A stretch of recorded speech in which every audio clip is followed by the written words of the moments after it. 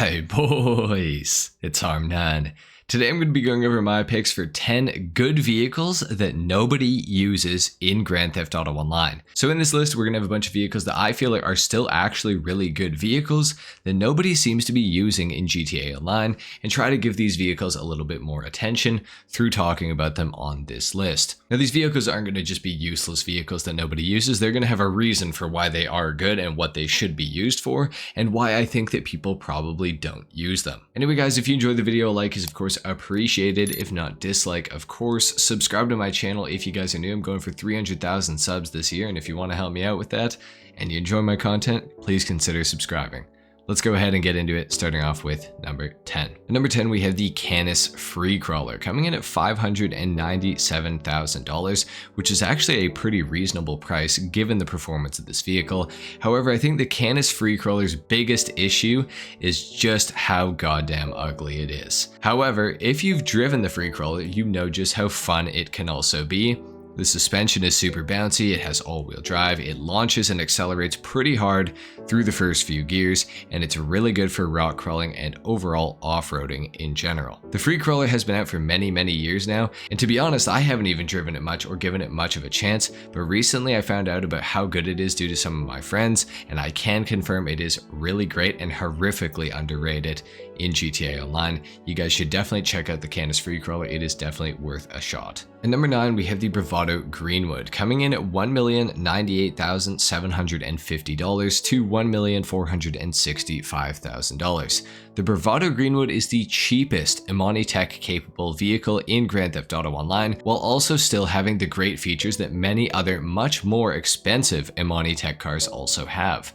The Greenwood is also semi-unique in the fact that it is within the muscle car category, so it gets a wheelie, and as far as muscle cars go, it's got pretty good handling and generally great performance overall. Again, especially for the money. You are getting an Imani Tech car with the missile lock-on jammer, armor plating, and the oil slick proximity mine dropper for way less money than any other Imani Tech vehicle, which is something to be noted for sure. The Greenwood's really cool, it's got a lot of nice customization as well. Overall, it is a really cool car, and you guys should definitely check it out if you're interested. In number 8, we have the Pfister Comet Safari, coming in at $710,000. The Comet Safari is an off-road style vehicle that is also weaponizable within a mobile operations center or an Avenger vehicle workshop. It's beyond capable off-road. In fact, I would even say it is pretty easily in the top 5 best off-roaders in GTA Online. Now, of course, this is in free mode because technically this thing is within the sports car category, which doesn't seem to make much sense to me. But if you guys can figure it out, let me know in the comment section down below. But regardless of that, it is a super fun car to drive and customize because the customization is pretty awesome on this thing as well. I think it's really unique looking. I think it's really good looking as well. And the machine guns are also a really nice touch for Rockstar to have added to the Pfister Comet Safari. This is definitely one I would recommend looking into. It is super fun to drive and it's very fun to customize. Overall, it is just a really good car for the money. Next up at number 7, we have the Annis S80RR, coming in at $2,575,000. Now the Annis S80RR has unfortunately been removed from GTA Online's Legendary Motorsport for just over a year at the time of releasing this video, and I feel like it's been largely overshadowed by the benefactor LM87 that was added with the same update that took the S80 out of the game. And that's also likely because the LM87 has been recently added, whereas the S80RR was a little bit of an older vehicle. However, even before the LM87 existed, the S80RR was a fantastic car for racing within the supercars category, yet you would never see anyone using it in races. It also obviously can get you around super fast in free mode in general as well, which is really cool. And it does have some really nice customization as well. So I can't really figure out why people didn't use the S80RR. I think it's mostly because it's a little bit of an older vehicle, but the performance is still right up there with cars like the LM87, for example, as well as the Progen Emrys and the Benefactor Krieger. This is definitely a really cool one, and it is one that I would recommend looking into, guys, whenever it gets added back into some of the dealerships, or if you can find a friend or somebody who's willing to sell you an S80 within the car meet. At number 6, we have the Vapid Contender, coming in at $250,000. The Vapid Contender is seemingly a relatively large pickup truck in GTA Online. However, as odd as it is considered to be an SUV by Rockstar Games, hence the SUV category placement for this vehicle. It has extremely good performance both in races and in free mode, and considering the only $250,000 price tag, it's pretty hard to beat this thing. Now unfortunately it is a removed vehicle, so again, similar to the S80, you will have to wait for it to get added back into the game to be able to purchase it. It also has a tiny bit of customization, but the main reasons to own it are the good looks and the great on and off-road performance. I think the biggest reason people don't use it anymore are the facts that it came out a very long time ago in 2016, I believe, as well as the fact that it has very little in the way of customization. But I think the biggest reason is because it's removed now. At number 5, we have the Grotti Vigilante, coming in at $3,750,000. This thing has absolutely no armor, so it's really trash in free mode. However, it can be used in missions, and it is of course based off of the Batmobile. It has some of the most aggressive tracking missiles in the entire game, and they are unlimited whether you're in free mode or in missions, so you can shoot as many as you want. Now the biggest drawbacks, like I said, are that this thing has no explosive resistance and it will blow up in just one RPG, so for PvPing it's kinda useless.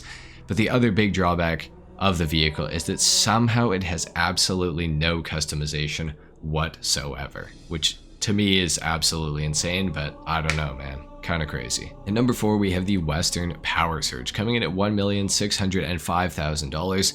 The Western Power Surge is a relatively new bike, and yet even in motorcycle races, you don't often see people actually using it. The Power Surge is also awesome because it's fully electric, so it gets the crazy acceleration, but it also has easily the best speed glitch in the entire game. You simply wheelie and watch it go way faster than any other bike in GTA Online in terms of acceleration, and the top speed becomes absolutely insane with it as well. It's similar to the Virtue in that way that literally nothing can touch it over the span of like the airport runway, for example, which if you think about it is a very long distance. So this thing is really good whether you're in races or in free mode. The Western Power Surge is a super sick bike, and I would definitely highly recommend picking one up. Next up at number 3, we have the Enos Paragon R Armored, which is a free vehicle, and you can actually get paid to get it by completing the casino story missions with Miss Baker. Once you complete these missions, you'll get a call that there's a car available for you down at the Los Santos docks, and that will be an armored Paragon R. Now, of course, it is free. You can simply take it to a garage, put it in, and that is your vehicle now, which is crazy. It also comes with front-mounted machine guns by default, and it has armor which can take 2 rockets before it blows up. So pretty insane, and it gets almost all the same customization that the regular Enos Paragon R gets, except of course you're getting it for free. Now it's not purchasable, which is kind of unfortunate, but if it was purchasable, I could see it easily going for about $1.5 million, because the regular Paragon R already goes for $905,000. The machine guns output a decent amount of damage, the armor's nice to have. Overall, it is a really cool and underrated vehicle. Next up, number 2, we have the Declassy Weaponized Tampa, coming in at $1,585,000 if you got the trade price. Now, if you don't, it's going to run you $2,108,050. Insanely useful vehicle for both PvP and in missions as well, and I feel like the reason that not many people use this car is due to the fact that you need so much bunker research to get the most out of it.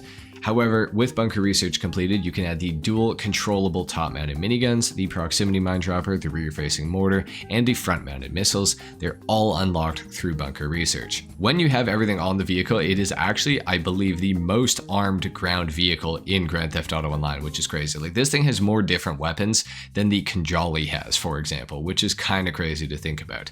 Now, another huge drawback, and I think the biggest drawback of the weaponized Tampa, is the fact that it has no explosive resistance. Similar to the Vigilante, it will die in 1 explosive, so that could be 1 sticky bomb, 1 homing missile, 1 RPG, 1 proximity mine, whatever you name it, it's going to die in that 1 hit. So the best way to use this thing is by staying extremely far away and using the miniguns on whoever you're shooting at, and just, keeping out of harm's way sort of thing. The car is also all-wheel drive as opposed to the regular Tampa, which is only rear-wheel drive, so it does get a really good launch off the line, and the acceleration is actually pretty decent as well. Overall, it is a really sick vehicle, and I hate that people don't use it. Please purchase a weaponized Tampa, but make sure to have a lot of that bunker research done already though. And at number 1, we have the Mobile Operation Center, coming in at $1,225,000 for the most basic MOC, and you will also need to own a bunker in order to purchase it in GTA Online because that's where it gets stored.